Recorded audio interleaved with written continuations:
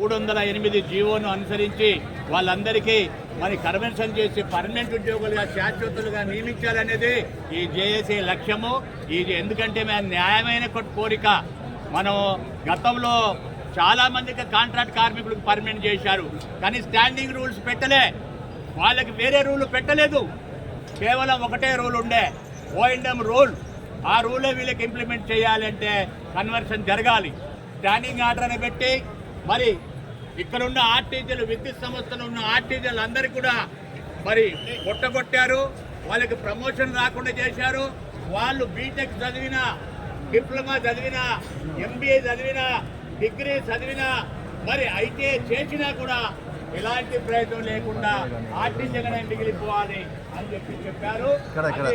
దాన్ని ఖచ్చితంగా మార్చాలి. ఈ ఏపీఎస్సీ సర్వీస్ రూల్స్ లో ఎన్నో అమెండ్మెంట్ జరిగాయి. ఈ ఆర్టీజీలు ఎందుకు జరగదని చెప్పి మేము ఈ చేసే ప్రశ్నిస్తా ఉన్నది. ప్రభుత్వము, మేనేజ్మెంటు ఖచ్చితంగా కన్వర్షన్ చేయాలి. కన్వర్షన్ చేసిన తర్వాతనే ఆర్టీజీకి న్యాయం చేయాలి.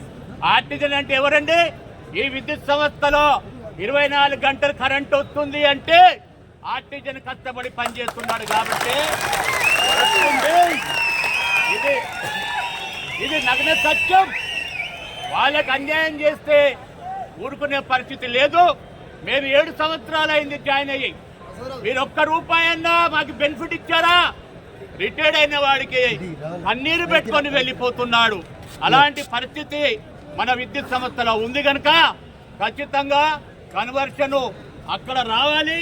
ఈ 2200 జేఎల్ఎం పోస్టులు ఆపి దాంట్లోనే వీళ్ళందరినీ కన్వర్షన్ చేయాలి. సబ్ ఇంజనీర్లు కూడా కన్వర్షన్ చేయాలి.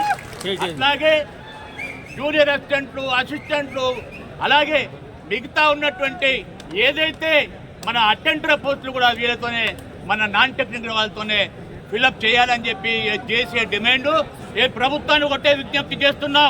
గత ప్రభుత్వం 23,000 మందికి పర్మనెంట్ చేసింది. మీరు ఏదైనా చెయ్యండి, ఈ ఆర్టీజన్ యొక్క గోస తొలగించుకోండి. ఈ ఆర్టీజన్కి సంబంధించిన సమస్యలు మీరు పరిష్కరించండి. మీ ఎన్నికలప్పుడు మీరు అనేక వాగ్దానాలు చేశారు. మేము ప్రభుత్వం రాగానే ఖచ్చితంగా మీ ఆర్టీజన్ సమస్యను పరిష్కరిస్తామని గౌరవ ముఖ్యమంత్రి వారు చాలా సభలో చెప్పారు.